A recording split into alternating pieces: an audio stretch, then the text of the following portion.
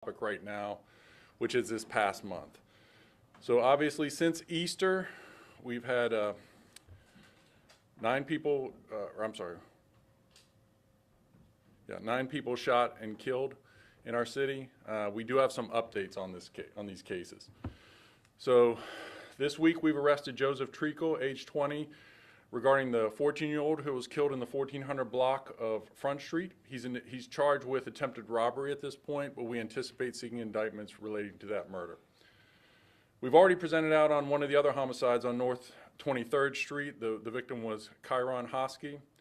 We've arrested Jawan Lewis of Richmond regarding that murder, and he's been charged with murder actually at this point. And then another update on the DeForest, 2100 block of DeForest Street. We've made an arrest in that murder. Keemon Pryor, age 20, has been charged with robbery and use of a firearm during the commission of a felony. So if you see this, one of the things that I think gets lost when we talk about the first quarter and even year to date is where we are in homicides as compared to this time last year. So this time last year, we had 24 murders. As of today, including yesterday's murder, we have 18. So that's a 25% reduction. Nobody feels that right now because of the kind of 2 weeks we've had, but it's important to note. It's important for our community to be aware of that as well. That if you were to compare it to this time last year, like I said, 25% reduction. I'd also like to give an update on the critical incident briefing that we put out on Monday. So we released that regarding our officer-involved shooting. At this point, we're going to be naming the officer who shot that day. His name is Officer Todd Hall, and he has 13 years of experience with the Richmond Police Department. I released that on Monday as part of our core value of transparency, and this is just the final update on that status. What's happening with that case right now is once the Richmond Police Department completes a criminal review of that case, we will provide the entire file to the Richmond Commonwealth's Attorney's Office. Richmond Commonwealth's Attorney's Office will review that and determine the best course of action, whether or not to bring the evidence to a grand jury or whether to write a letter of declination to determine if no crime has been committed. So we await that, and when we present that to Ms. McEachin's office, we will wait that, and then after that result comes back one way or the other, we will start our internal review to determine if any policy violations occurred. So here's a snapshot of Operation Safe Summer last year. I already briefed out on it. These are some of our partners. We did it June 10th through September 8th. The story of that was when we combined gun-related homicides and non-fatal shootings. We had 90 in the year prior. We lowered that to 63 for a 30% reduction.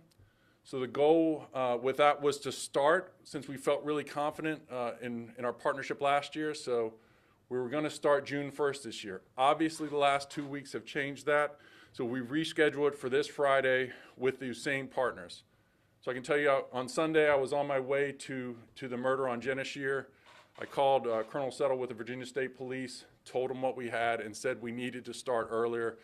And he informed me that they were going to start spinning up as soon as possible so they could assist us, and then our other partners came in later. So we've all agreed to start, and we will continue that through the summer in an effort to lower our gun violence. So now we'll get to the first quarter of crime. And as I said, until these past 2 weeks, we had a lot of good things to talk about. But this is just leading up to the 31st of March, so to the beginning of the year. So homicides down, we had 11 in 2024 this year. That same period, we had 18 for a 38% reduction. Rapes were down 58%, robbery commercials were down 64%, aggravated assaults down 17%, and overall violent crime. Overall violent crime for the first quarter of this year down 7%. Where we were struggling, and we're going to talk about some of the cases where we've made some headway, is robberies individual. So 61% up. So we had 36 this time last year, and 58 was in the first quarter of this year. So that's where we struggled. I'd like to show you where these robberies are occurring. So robbery individual, robbery carjackings. You can see the blinking light is in South Richmond, and that's where we've made some headway with some of our key arrests recently. I've already presented out at the beginning of the year, we talked about the triple robbery of commercial that ended in a homicide. We made 2 arrests in that case of Jonathan Beltran and Rinaldi Monteroso. Both were charged with 3 robberies and the murder at that point. We've also made a significant individual robbery on March 31st of this year. Fayez Black, age 20, of Richmond, was charged with robbery, use of a firearm during the commission of a felony, and possession of a firearm by a previously convicted felon. We have only charged him with 1 case at this point. We're looking into other cases to see if they are linked to other similar cases that we're investigating. And finally, just recently, we made an arrest in 2nd Precinct on April 7th in the 3100 block of Broad Rock, where these 2 individuals did a commercial robbery. They were seized several guns and some of the property gained in those robberies. So Andreas Martin Chavez and Lionel Reyes Fuentes have both been charged with robbery, use of a firearm during the commission of a felony for those. Really good work by our 2nd Precinct officers and detectives trying to stem this tide of robberies. So when we talk about violent crime, one of the things I always want to share with you is the threshold report, and that's what's up next. So this shows the first quarter going through a period of time. That's how you get the best judge of where we're at with crime. So you see the pattern, and it's the lowest rate for the first quarter in over 7 years. So looking at 270, 271, all the way down to 200 this year, total violent crime. So again, that's the lowest in 7 years. We're very proud of that stat. Very similar to the murder threshold, so for 7 years. Last year we were at 18, as I mentioned, we're at 11. So really good rate there. Finally, for our non-fatal shootings. So we had 40 versus 38, so that's a bit of an uptick over last year, but still well below the average of 43. So we're pleased with that, although we still have some more work to do. And here are those non-fatal shootings that we talk about so often. So last year at this time, 38, we're up 2 in that first quarter, and that's for a total of 5%. Another thing I like to talk about is the accidental shootings, and that's an important piece of gun safety in general. So we're up this year. We had 5 this time last year, 7 today. One of those I presented out on last quarter. It was just after we were getting ready to present, with a 4-year-old boy found his father's gun and accidentally shot himself, and we made an arrest in that case.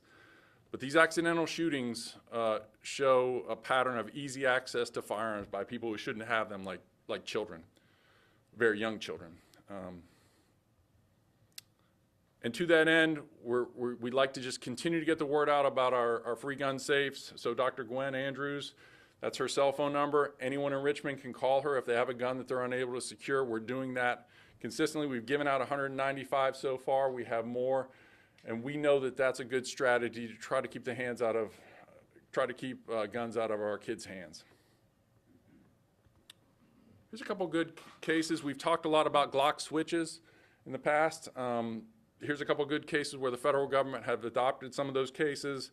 Sterling Davis pled guilty to possession of a machine gun. The arrest of Brandon Brown was sentenced to 4 years and 9 months for being in possession of a firearm and ammunition while in possession of a Glock switch. So these are good cases where the U.S. Attorney adopted some of our cases that we're very pleased with. And we talk a lot about violent crime, but number 2 question I always get at community meetings are traffic related. So that is something that is a hot topic for us that we want to address, and we want to give the community an update on where we stand with that. So our traffic fatalities are always a hot button issue for us. In 2024, in the first quarter, we've had 2. That number is still at 2, thankfully, where we were at 4 this time last year and 5 the year before. So 50% reduction on last year and 60% reduction on the year previously. So we get a lot of questions about our safety camera program. A lot of you are interested in that. So here are the locations. It's on our social media where those locations are. Right now, we only have 2. I'd like to give you an update on the first quarter of how many citations we've issued. So this is interesting. We have 2 locations, 4 cameras total, both east and westbound. So Patrick Henry and Linwood Holton. Obviously, the folks around Linwood Holton are doing a little more speeding. But the first trial period from February 5th through March 17th, you can see the numbers of those non-penalty citations issued. So those were the warnings that we sent to folks. And then on March 18th, we started sending real citations to people. And we're averaging, now the average per day for all those cameras for the 4 at the 2 locations went from, during the first part, 187 per day to 176. Now you can just do the math on that. As we add more, there's going to be more. The goal that I've talked about before is not more tickets, it's not more revenue. The goal is to slow folks down, particularly around our schools where our kids are. And the crazy thing about this is it's only 5 days a week the cameras are on, and it's only 4 hours a day. So 7:15 a.m. to 9:15 a.m. and then 2:15 a.m. to 2:15 p.m. to 4:15 p.m. So only 4 hours per day, 5 days a week, and they're not on holidays either. So very few days, and we're seeing a lot of speeding. And this is, as I've mentioned before, you only get this ticket if you're 11 miles over the speed limit. So now to property crime for the first quarter. A lot of success. We're continuing to see the downward trend in theft of motor vehicle parts and accessories. For the first time, we are seeing more license plates stolen than catalytic converters. That number's 31% down. Burglary overall, 10% down. Where we continue to struggle is our theft from motor vehicles, up 25%. And the big topic for us and for municipalities around the country are motor vehicle thefts. And we're going to talk a little bit more about that. But that's driven by those 2 crimes is an overall 12% increase in property crime. Let's talk about motor vehicle theft. This is another heat map where they're occurring. So that's the west end of Richmond, little bit parts of South Side, as well as the Shockoe Bottom. And to really break it down further, let's talk about what kind of cars are being stolen. So out of the total 412 stolen during the first quarter, 90 of those were attempted. So these are people that went into these cars, broke the steering column, were unable to steal it because either an upgrade or it wasn't the type of model that can be stolen. But it still, still has our citizens affected by that. They have to get the car fixed, and we still count it as a stat. So 28% of those are attempted, which I think in a way is a good sign, because they're not going to, the less times they're successful, hopefully the less times they're going to try to continue these thefts. So again, in the first quarter, 54%, 2 car manufacturers make up 54% of all of our stolen cars compared to all the others, and that's Kia and Hyundai. Another thing, it is a significant increase, but it's down from last quarter, and it's even down from the third quarter of 2023. So we wanted to show it didn't hit us. It took a while for the thieves to realize that this was a flaw in the system. So the first quarter is more normal. It was second quarter and followed by the third quarter where we really started getting hit with these thefts. So, when you compare it, it's down. It's still something we are obsessed about. We're trying to find ways to stop people from stealing these cars. And here's what we're doing about it. I've talked about it a lot. We continue to give away the wheel locks. We had 2 events, and it was based upon where we're seeing these crimes. So we had an event at Bird Park in the West End where we're seeing the cars being stolen, where we gave away 68 wheel locks to people, Richmond residents who also have who have Kia and Hyundais, and then Richmond residents who have Kia and Hyundais in April at Richmond Highway at the satellite parking lot. We had an event there where 62 wheel locks were given away. And we're looking to do more of that. One positive note that I usually talk about a lot is guns stolen from cars. Now 140 down from 164 in the first quarter. While that sounds like a lot of guns, it's still a significant reduction of 15%. We're hoping we're continuing to get the message out that owning a gun, is a right, but it's also a responsibility. And for God's sake, don't leave your guns in the car. So hopefully that trend continues to lower to 0. They should never be stolen out of cars, particularly unlocked cars. Again, part of our strategy is community walks, community engagement. So this quarter, we were in Fairfield Court, Broad Rock, and Broad Street corridor. Yesterday, some of you attended our walk, and I'd like to apologize for the last-minute change. So we were scheduled to be in the Museum District yesterday. We had the 3rd Precinct had planned that for over a month. We had advertised for it, but because of the last 2 weeks in Richmond, we decided to move it to the East End, and we did a very productive community walk onto Forest Street and Wickham Court talked to our community there, got to hear some of their concerns, got to hear some solutions to some of those concerns, and we had so many partners out there yesterday. And I appreciate the media for covering it, but the Richmond Sheriff's Office was there, RPS, RBHA, Richmond Fire, Richmond Ambulance, Department of Emergency Communications, our private sector partners, all there trying to show that community that we care and to listen to their concerns. The next one's going to be scheduled, next community walk scheduled in Sector 411 on May 15th. You all will be invited.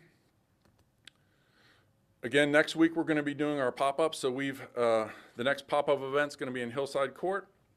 We are always looking for those ways to interact with our community when there's not crime scene tape up, and this is another good opportunity to do that. Hillside Court is in one of our areas where we've experienced gun violence, so that's a focus for us. And just an update on our Rehire program. So this quarter we've hired part-time rehires have been 15, and full-time officers rehired are 6. So at this point, we've seen, for the first quarter, we've seen a 14% increase in applications, which is positive. But as of today, we're at 598 sworn officers. We're authorized for 755. So we're treading water, but we still need to find those officers who want to serve our city. Here's an update on our recruit classes. So the 127th basic recruit class graduated last month with 10 new officers. I'm sorry, the 127th. The 128th is currently in training right now with 16 potential officers looking to graduate in August. So we're looking forward to that as well. Some of our recruiting efforts, we've been going to job fairs for the first quarter, 8 different events, various locations, various cities. But what we're finding is we're competing with urban environments from around the country. So, but it's still good to get the word out there, to let them know what a great city we have in Richmond and what a great police department we have. So at this point, I'd like to thank you all for coming today, and that's the first quarter briefing, and I'm happy to answer some questions. I'll start. So, obviously homicides are down, but we've seen this wave of violence. I mean, why do you think we saw as much as we did in such a short period of time? It's difficult to determine. I can tell you that last year at this time, April was our worst month. We had 10 murders last year. And at this point, we have no information that any are related. I can tell you that some are robbery related, unrelated to each other, but some are robbery based, but the majority of our shootings and our homicides are interpersonal disputes that escalate to gun violence, including yesterday's. So yesterday's murder was completely preventable, and we are making progress on all of those cases. I'm extremely proud of the work of the Major Crimes Division and the entire Richmond Police Department coming back day after day after day with no days off in these 2 weeks. Those detectives have been burning the midnight oil and making significant progress on all of these cases. I know violent crime is overall down, like what you just said, but how do you guys fight the perception that the city is less safe right now? I know a lot of people are concerned right now. What would you kind of tell them? Well, I think that's why I like talking about the numbers, talking about it over time. This has been a terrible 2.5 weeks. There's no getting around that. And I understand when you look at the news, when you look at social media, and every day there's another location where you see me standing out there in front of crime scene tape, it's obvious why our community is concerned. And we heard that yesterday during the walk. But it's important to get the message out to talk about the over time. That's how you really know what it looks like in our city. But there's no sugarcoating it. I'm upset about where we are. I'm upset about the last 2.5 weeks. I think we are redoubling our efforts. And one thing I like to talk about with our officers who feel dissuaded sometimes about going to another crime scene, particularly officers in First Precinct. And what I keep telling them is we can't control outcome. We can control our effort. We can control the process. So we're focusing on that process. And some of the things that we've talked about as far as our hotspot curves, as far as our deployment strategies, as far as moving up Operation Safe Summer. There's no way we could have intervened on yesterday's homicide by knowing that was going to happen. But what we can do is stick to the process, knowing that over time we will see lower crime. Chief, is there a suspect at all for the Jenny Sher Road shooting from, I'm going to get the date wrong, but in that shooting? It was on Sunday, so not yet, certainly not that we're ready to release, but like I said, all of these cases we're making progress on. And I can just tell you that we've been very impressed with the cooperation we're getting from our community on these cases. So that's another positive thing that's been helpful to us. The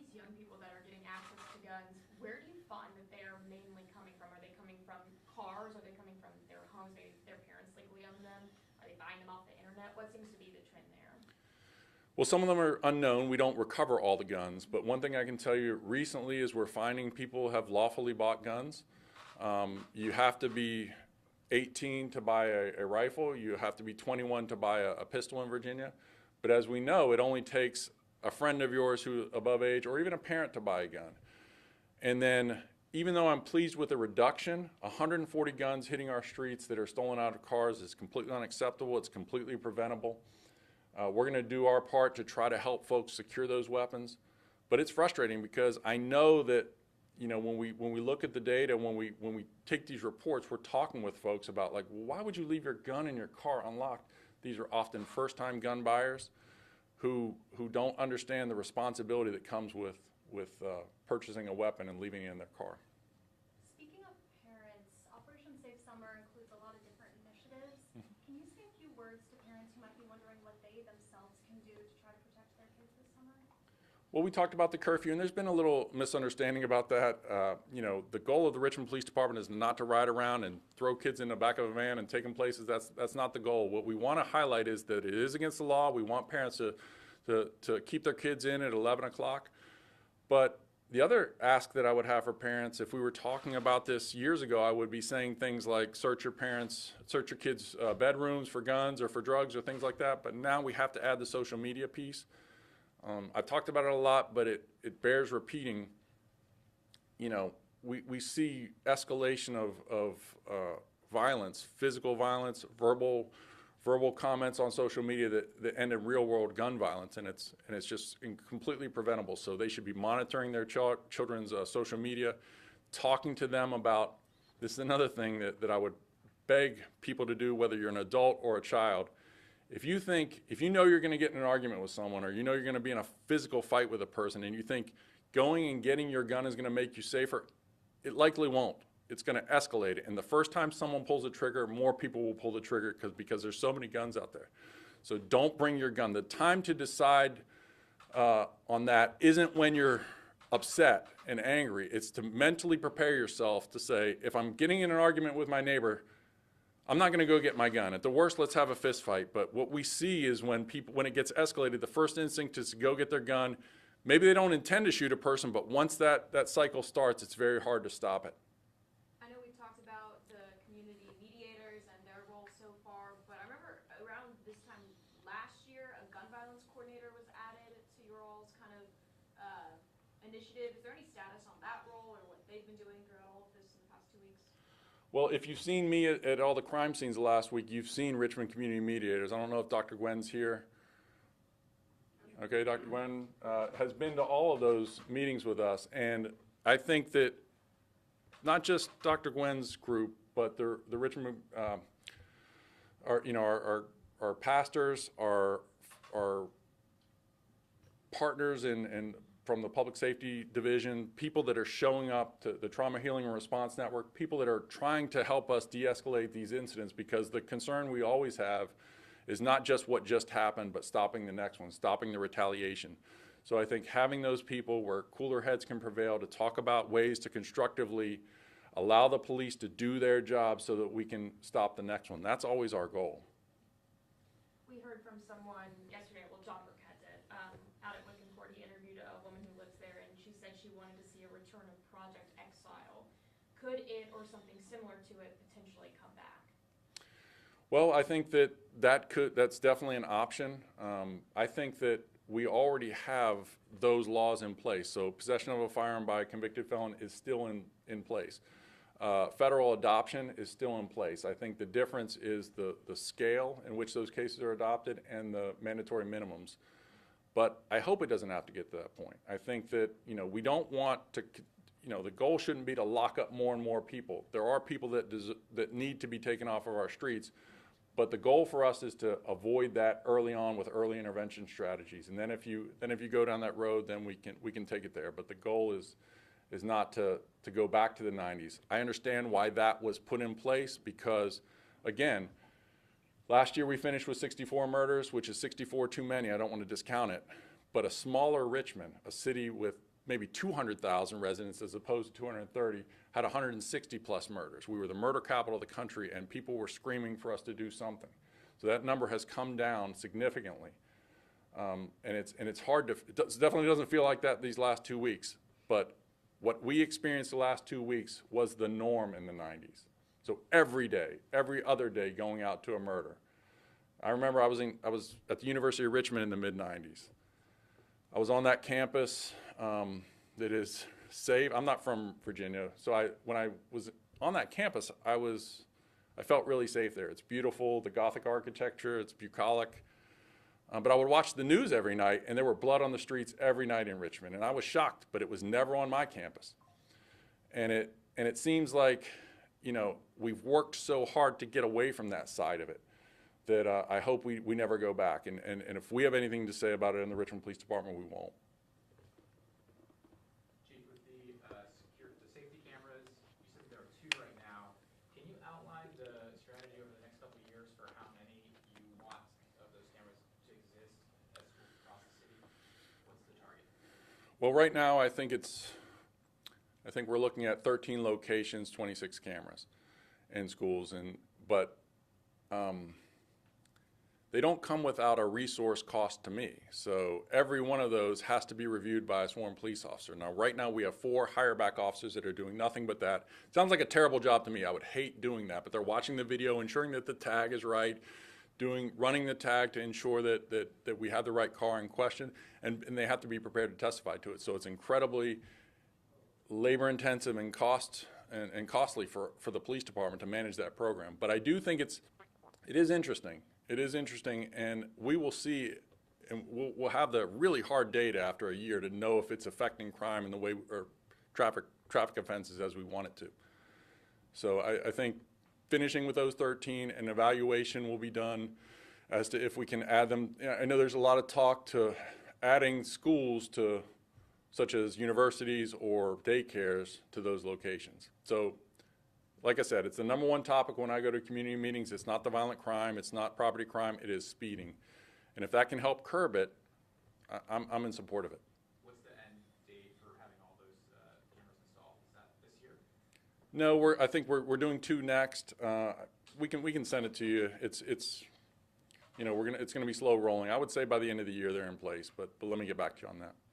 With Operation Safe Summer, what are some of those community events gonna look like? I know last year there was like late night gym, basketball sort of things. What do you guys have?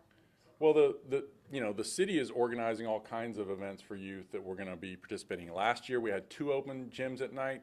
This year we're having 4 locations. Let me see if I have I think I have it here for us. I don't think we have anyone here from the city to discuss it. All right.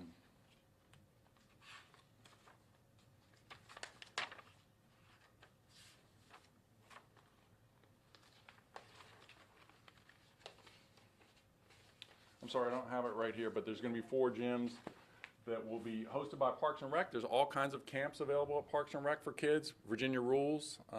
James put a post out yesterday about that, and I know the city's going to be responding to with more activities for our youth for the summer. So we're looking forward to that. By Memorial Day, they'll have a big release Yep. of all the details, so look for that. Historically speaking, if you had to try to emphasize one of those mitigation efforts, whether that is the community engagement, pop-up events, gun safes, what stands out to you as something that's been very impactful in the past? Well, I think it has to be an all of the above approach. So I don't know that there's any one. We look at these issues from community engagement. We look at it from a deterrent strategy that I've spoken about. And then we also have targeted enforcement of people that are out there in our streets committing gun violence. Arresting them quickly is an important part of that strategy. One thing I also know from my time as a homicide detective, when we would look at the 90s, we would see suspect's name would be on the ledger on Tuesday, and then he would be the victim by Friday. So it's really important for the velocity of our investigations, our homicide investigations, to continue to make those arrests so that our community can trust the Richmond Police Department to get justice for them as opposed to street justice. You've mentioned looking at social media to kind of squash some beef before it becomes physical, right? I think about the Amari Pollard trial and how he said he bought a gun from someone on Instagram. Are you using social media to try to target illegal gun sales at all? Well, certainly we don't we don't troll the internet looking for that, but we get tips from people often, screenshots of social media posts, and we really know that our detectives are really good at seeing what's spiking and trying to surge resources to that location. A good example of that was about a month and a half ago. We had a community member text us a video that they saw online of a person that was making threatening comments to someone, and they filmed the 13-year-old block of Coulter, and they said, "We're waiting," in the notes. So we got that tip from someone. We surged resources there for the entire weekend. We had a police car there with their blue lights on the entire weekend to ensure that that didn't happen. And there's examples like that often. Like I said, our detectives have really gotten really good at it, but we always ask our community, if you're seeing something like that, if you know that there's going to be gun violence, if you're hearing that, please let us know. And RPS has been a great partner in that too. Like they have a robust security program that we work very closely with on those types of threats. This is going to feel like old news at this point, but I was wondering if you could share anything about Officer Leary Wright, who was arrested for impersonating a police officer. That's the first for me hearing about that. Can you share anything what happened in that case? You know, I think since it's going in the courts right now, our comments are limited to what we've already said. So we conducted that investigation based upon a learning of it, and our investigators felt like we had enough evidence. We met with the Richmond Commonwealth's Attorney's Office, and we charged him. And I anticipate, I would ask you to just go to the courthouse and you'll hear all about it. I have a question about noise complaints. So we learned that there were over 2,000 noise complaints, but 0 fines issued between November of 2022 and March of 2024. Can you kind of explain a little bit about why that happened and give us some context? Well, I think we've been going back and forth as a city on making it criminal versus civil. We have landed on civil. We had to, because of that, we had to redesign our summonses specifically for that. So we cannot even issue summonses. Then the issue was, because it's civil, who actually can collect the fines for the city? So it's much more complicated than we had originally thought. We think we're at a good place now, so as soon as we get those summonses, we think we've solved those two problems of how does the court collect it. It'd be very easy if it was a Class 3 or Class 4 misdemeanor. We would just write a ticket to the person and we'd be able to address it.